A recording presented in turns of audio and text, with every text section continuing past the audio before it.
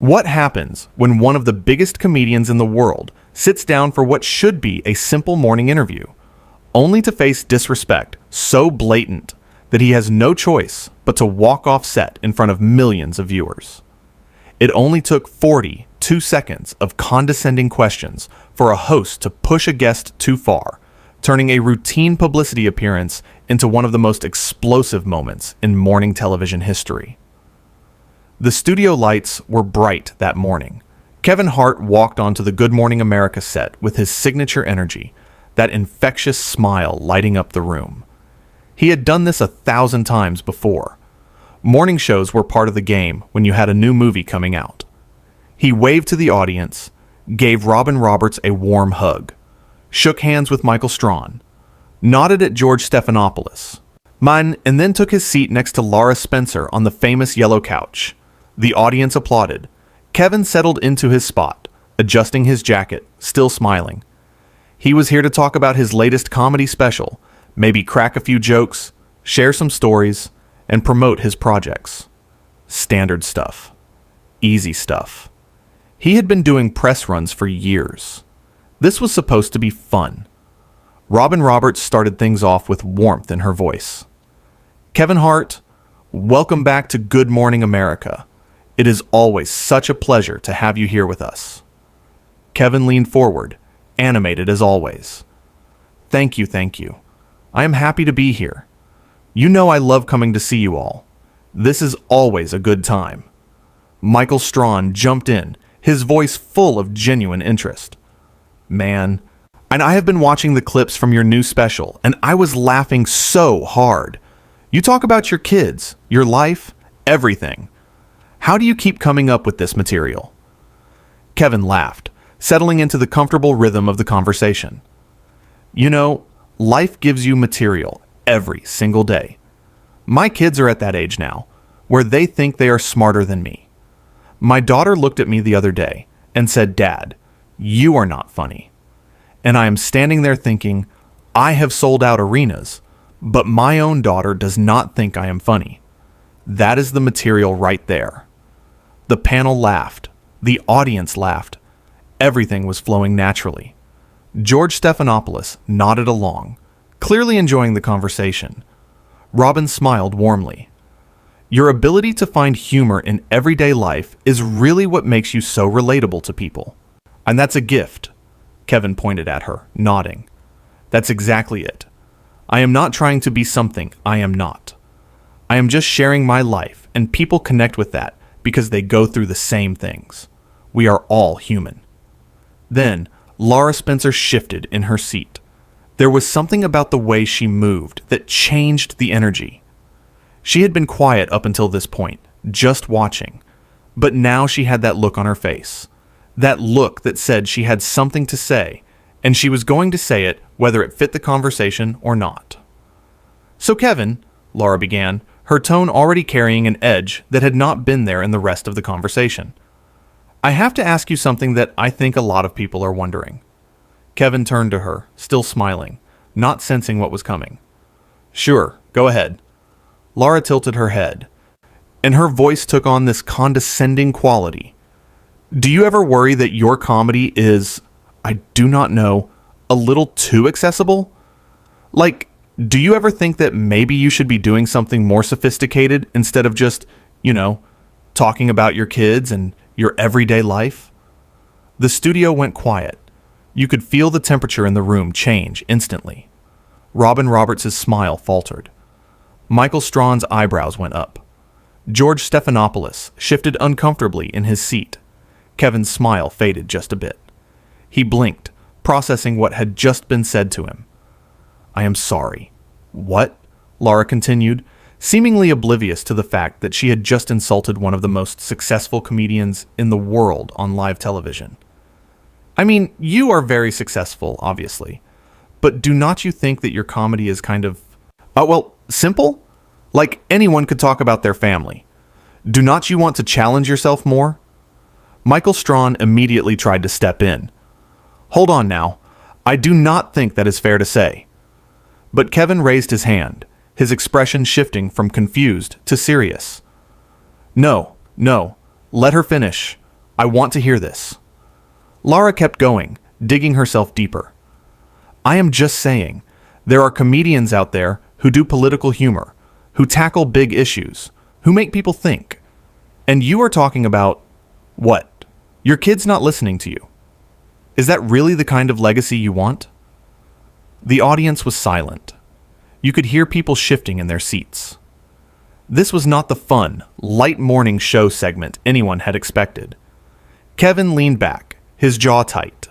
When he spoke, his voice was calm, but there was steel underneath it. So let me make sure I understand what you are saying to me right now.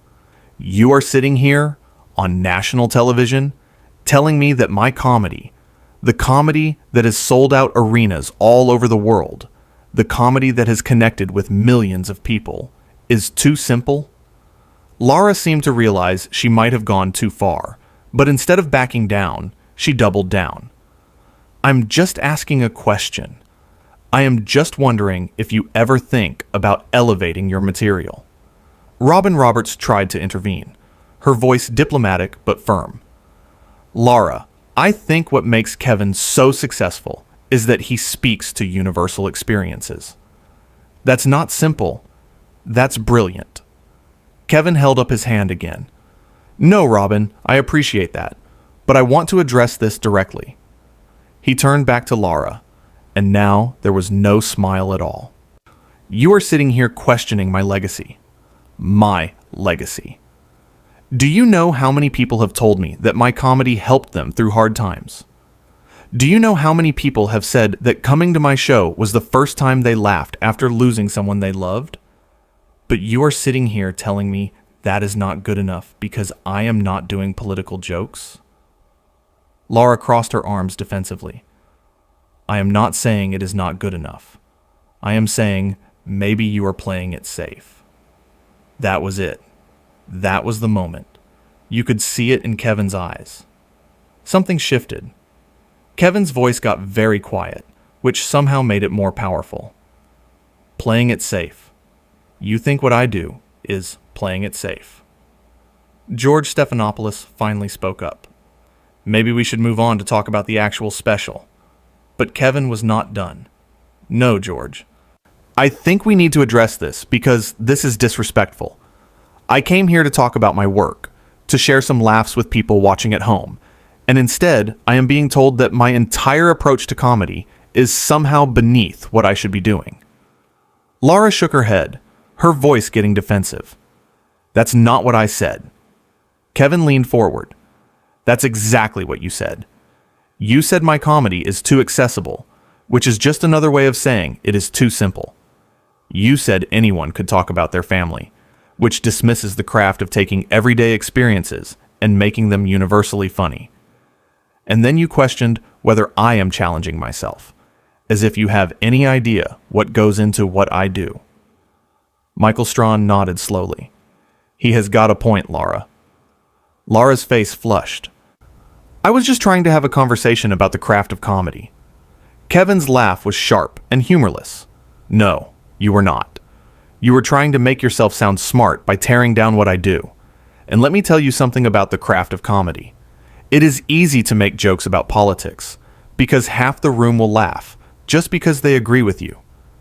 It is easy to make jokes that make people think, because you are not actually trying to make them laugh. You are trying to make them nod their heads. But to take a moment from your real life, to tell a story about your daughter saying you are not funny, and to make an entire arena of people laugh until they cry, that takes skill. That takes craft. That takes a connection with the audience that you clearly do not understand. Robin Roberts was nodding along. Kevin is right. Now, what he does looks easy because he makes it look easy, but that is the mark of a true professional. Lara was not backing down, though. Her voice took on this sharp edge. I think you are being overly sensitive. It was just a question. And that was when Kevin stood up. Not quickly, not dramatically at first. He just stood up, slowly removing his microphone. What are you doing? Lara asked, her eyes going wide. Kevin looked at her, then at the camera, then back at her. I am not being overly sensitive.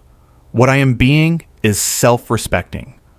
I have been in this business for a long time. I have sat through tough interviews. I have handled criticism. I have dealt with people who did not like my work. But what I do not do is sit somewhere where I am being openly disrespected for no reason. George Stephanopoulos stood up too, his hands out in a calming gesture. Kevin, let us just take a breath here. Kevin shook his head.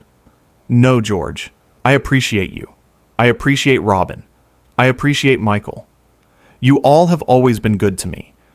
But I am not going to sit here and let someone tell me that what I have built, what I have worked for, what I have sacrificed for, is somehow less than because it is not what she thinks comedy should be. The cameras were still rolling. The audience was completely silent. This was live television, and everyone knew they were watching something unprecedented unfold. Lara stood up now too, her voice rising. You are really going to walk off because I asked you one question? Kevin turned back to her, and his voice was steady and clear. It was not one question. It was a series of insults disguised as questions. And yeah, I am going to walk off because I have a choice. I can sit here and let you continue to disrespect me, or I can stand up and show the people watching at home that you do not have to accept disrespect just because someone has a microphone and a camera. Michael Strawn reached out. Kevin, man, come on. Let us figure this out. Kevin put his hand on Michael's shoulder. Michael, you are good people. You always have been. But I am done here. I came to have fun, to make people laugh, to talk about my work. I did not come here to defend my entire career because somebody wants to feel superior. Robin Roberts looked genuinely upset. Kevin, we value you. You know that. Kevin nodded at her. I know you do, Robin. This is not about you. This is about respect. And when you lose respect for yourself by letting people treat you any kind of way, that is when you have lost everything. Lara threw her hands up. This is ridiculous. I cannot believe you are making such a big deal out of this. And that comment, that dismissal of his feelings, that refusal to acknowledge that maybe she had crossed a line, that sealed it. Kevin looked directly at her. You know what is ridiculous? The fact that you still do not see what you did wrong. You insulted me, questioned my legacy, dismissed my craft, and now you are mad because I am not just sitting here, taking it with a smile on my face. That is what is ridiculous. He turned to the camera, speaking directly to the viewers at home. To everyone watching, thank you for your support over the years. Thank you for coming to my shows, for watching my specials, for connecting with the stories I tell. I do this for you, not for people who think they are better than us. Then he looked at the panel one more time. Robin, Michael, George, you all take care. It is always love with you. He pointedly did not look at Lara. George tried one more time. Kevin, please, let us go to commercial and talk about this. Kevin was already walking toward the edge of the set. There is nothing to talk about. I know my worth. I know what I bring to the table, and I am not going to sit at a table where I am not respected. Lara called after him, her voice defensive and angry. You are being unprofessional. Kevin stopped. He turned around slowly. Unprofessional. You want to talk about unprofessional. What is unprofessional is inviting a guest onto your show and then spending your time with them trying to tear them down. What is unprofessional is disguising insults as questions.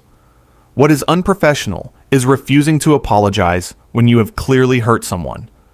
So if I am being unprofessional by standing up for myself, then I will wear that badge proudly. Robin Roberts stood up, and you could see tears in her eyes. Kevin, please. Kevin's expression softened when he looked at her. Robin, you are one of the good ones. You always have been. But I cannot stay. I just cannot. The studio was in chaos now. Producers were probably screaming in people's ears. The audience did not know whether to applaud or stay silent. The other hosts were all standing, not sure what to do. Michael Strawn walked over to Kevin. "Man, I get it. I understand why you are upset." Kevin nodded.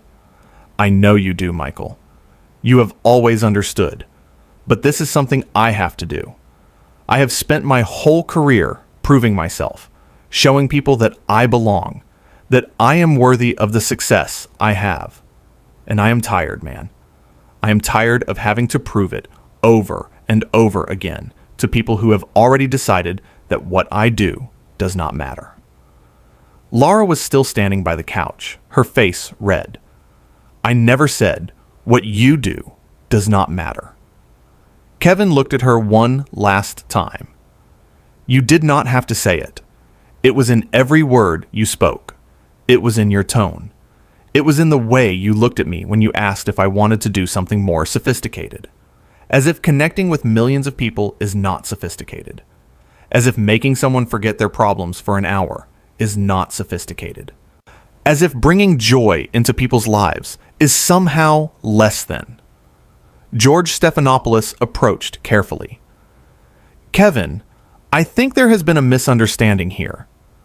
Kevin shook his head. "No, George, there has not been a misunderstanding. She said what she said. She meant what she meant. And I am responding accordingly." The audience was starting to murmur now. People were pulling out their phones. Everyone knew this was going to be everywhere within minutes. Robin tried again. "Can we please just take a moment and breathe and figure this out?" Kevin's voice was gentle when he responded to her. "Robin, you are trying to fix something that is not yours to fix. This is between me and my own self-respect, and I am choosing me." Lara finally seemed to realize the magnitude of what was happening. "Ian, I did not mean to offend you." Kevin looked at her, and there was something sad in his expression now. That might be the worst part. You did not even realize you were doing it. You did not think twice about questioning everything I have built, and that tells me everything I need to know. He turned back toward the exit. The cameras followed him. Every single person in that studio was watching Kevin Hart walk away from a live morning show interview. Michael called out, "Kevin, you are always welcome back here, man." Kevin raised his hand in acknowledgement, but kept walking. Robin's voice cracked. "Kevin, you are family to us." Kevin paused, turned slightly. "Then treat me like family. All of me. Not just when it is convenient." And then he was gone. Just like that.